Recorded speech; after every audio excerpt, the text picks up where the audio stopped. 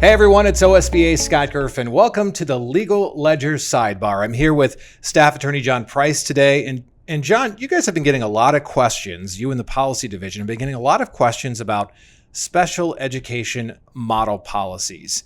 To start us off, why is this topic so important? Well, first of all, Scott, thanks for having me on. I always appreciate doing these. So the special education model policy issue is really rooted in a requirement in state and federal special education law that requires all school districts to implement policies that implement essentially the requirements in state and federal law.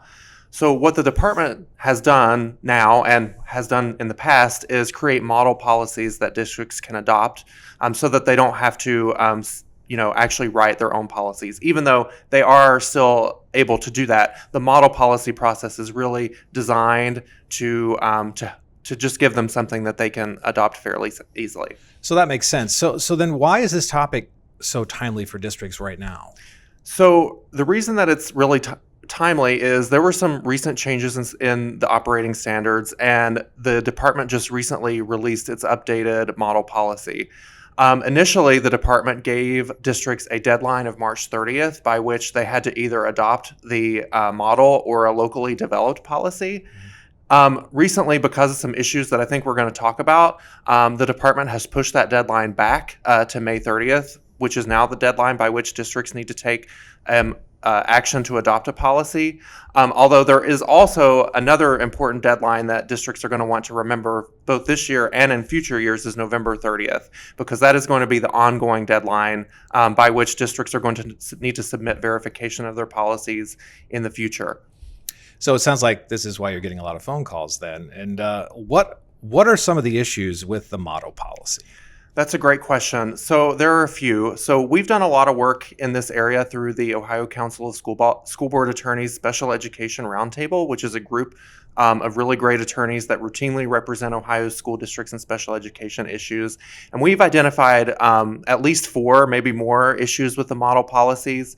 One of them, for instance, is around the area of extended school year services. So our viewers and listeners who work in special education will know that topic well. But really what the issue is in our view, the language that is in the model policy goes above and beyond what is actually required by state and federal law when it comes to extended school year services in Ohio.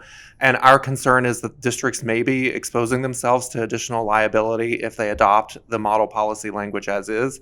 There are similar issues in other areas. There's one in the area of independent educational evaluations. There's one around records and records destruction. We don't need to get into the specifics of all of them. Of course, if folks want to know more about that, I'm happy to talk with them offline. So in light of all these issues, then what should districts do? Should they adopt the policy anyway, or are there other options? There are other options. Of course, what the district ultimately decides to do is up to them. There may be districts that decide to go ahead and adopt the model policy.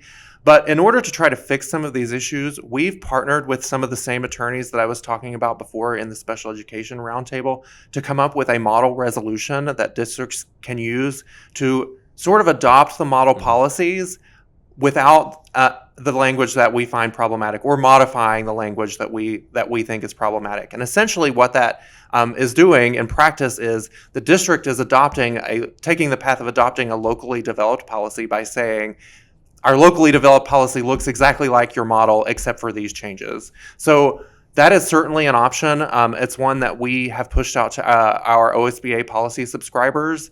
But ultimately, districts need to work with their policy subscribers and their own legal counsel to determine what path is best for them. But we want them to understand what the potential risks are of taking any of these options. So once a district does make a decision on this, what's the process for notifying the Department of Education and Workforce? So not only must they adopt the policy, but they must submit something to the department notifying them that they've adopted the policy. So if they decide to go with the model, the process is pretty simple. If they adopt the model, they just say, hey, there's an online place that they can do this. They say, hey, our board has voted to adopt the model policy, and here's the resolution.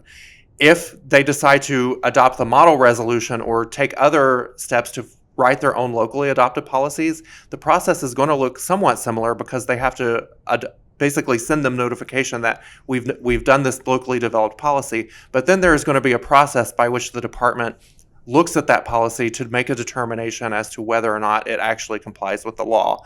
So there could be some back and forth between the district and the department if they decide to take that route, which is just something that folks need to understand if that's going to happen. So it sounds like to me this is not a situation where districts can just do nothing, right? Exactly. We're really encouraging everyone to make sure that they meet that May 30th deadline, to make sure that they have something in place. Now, there is language in the department that they are going to begin online or ongoing accountability monitoring after the November 30th deadline. But we think it's really important that you have something in place by May 30th so that you're meeting that deadline. And again, if our members do have questions about this, the legal division is there to help, and the legal hotline is... So that is 855 OSBA-LAW, or if you're more numerically inclined, it's 855-672-2529. And I will say on behalf of my colleagues in the policy division, for OSBA policy subscribers, I'm sure that they would be welcome to call them to have their questions answered as well.